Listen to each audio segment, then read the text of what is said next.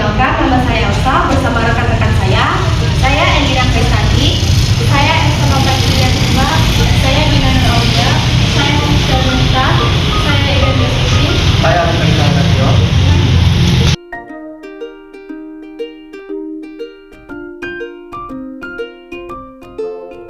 Jelaskan secara singkat mengenai tentang sejarah hukum. Sejarah hukum ini mempelajari perkembangan serta asal-usul sistem hukum masyarakat tertentu yang memperbandingkan antara hak yang berbeda karena dibatasi dengan waktu yang berbeda. Berbicara tentang perkembangan hukum masa lampau dan sampai saat ini, sejarah ini pertelahan peristiwa yuridis dari zaman dahulu yang sudah disusun secara kronologis. Sudah mendengar penjelasan tentang sejarah hukum.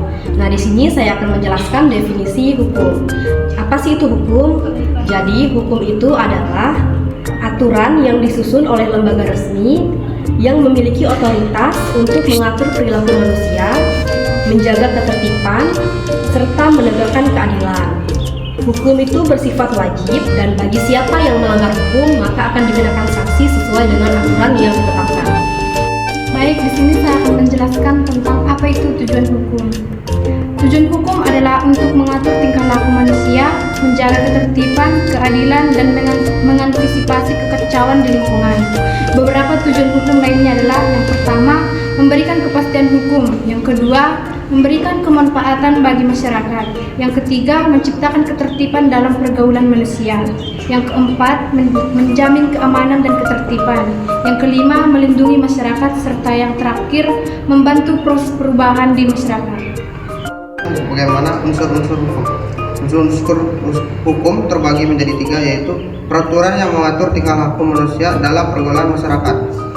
Peraturan dibuat oleh badan-badan resmi yang berwajib.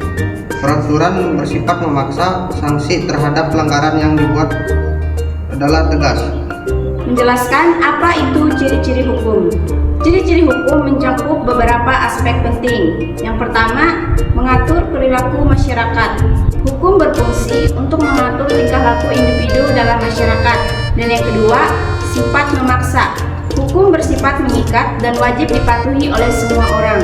Yang ketiga, larangan dan perintah. Hukum mencakup aturan yang harus diikuti, baik berupa larangan maupun perintah. Yang keempat, perlindungan. Hukum memberikan perlindungan kepada masyarakat dari tindak yang merugikan. Sanksi bagi pelanggar. Ada konsekuensi atau hukuman bagi mereka yang melanggar hukum.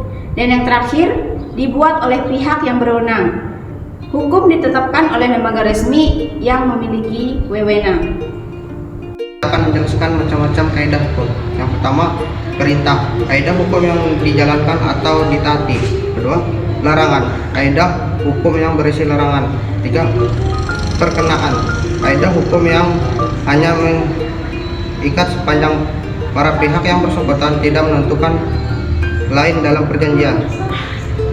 Hipotesis atau bersyarat. Kaidah hukum yang menunjukkan adanya hubungan antara kondisi sebab dengan konsekuensi atau akibat tertentu.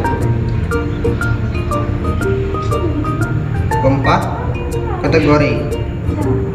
Kaidah hukum yang menunjukkan tidak adanya hubungan antara kondisi sebab dengan konsekuensi akibat. Isi kaidah hukum yaitu adalah seperangkat aturan yang memiliki sanksi tegas. Kaidah hukum memiliki isi yang berfungsi umum dan normatif. Isi kaidah hukum dapat berupa perintah atau larangan dan perkenalan. Kaidah hukum yang bersifat imperatif harus ditaati, bersifat mengikat dan memaksa. Kaidah hukum yang bersifat fakultatif tidak secara a priori mengikat dan bersifat sebagai pelengkap. Yang dimana peristiwa hukum adalah suatu kejadian yang menimbulkan akibat hukum. Suatu kejadian itu biasa dalam kehidupan sehari-hari yang akibatnya diatur oleh hukum. Peristiwa hukum terdiri dari peristiwa menurut hukum dan peristiwa melanggar hukum. Yang dimana kejadian atau peristiwa itu terjadi karena perbuatan manusia maupun karena keadaan. Contoh peristiwa hukum dan peristiwa melanggar hukum adalah pertama kelahiran, yang kedua kematian, Yang ketiga, pendudukan tanah. Yang keempat, pembunuhan dan lain-lain. Karena tidak semua peristiwa itu mempunyai akibat hukum, jadi tidak semua peristiwa itu disebut peristiwa hukum. Saya akan melanjutkan tentang apa itu sumber hukum. Sumber hukum adalah landasan utama yang digunakan untuk menciptakan dan menegakkan aturan hukum. Sumber hukum juga dapat diartikan sebagai tempat asal ditemukannya hukum. Sumber hukum itu ada dua. Yang pertama, sumber hukum formel. Sumber hukum yang menentukan bentuk dan sebab terjadinya suatu peraturan hukum. Sumber hukum ini bersifat operasional dan berhubungan langsung dengan peraturan hukum. Contohnya undang-undang, jurisprudensi, traktat, kebiasaan, dan doktrin. Yang kedua, sumber hukum material.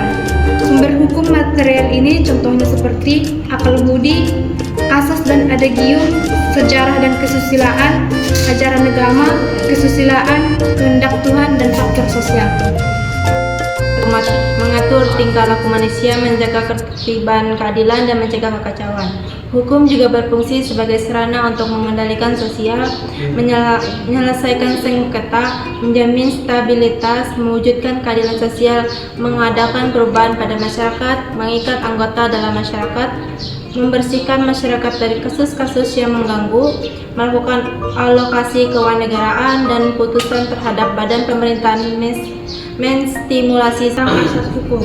Asas hukum adalah prinsip dasar yang menjadi landasan dalam sistem hukum.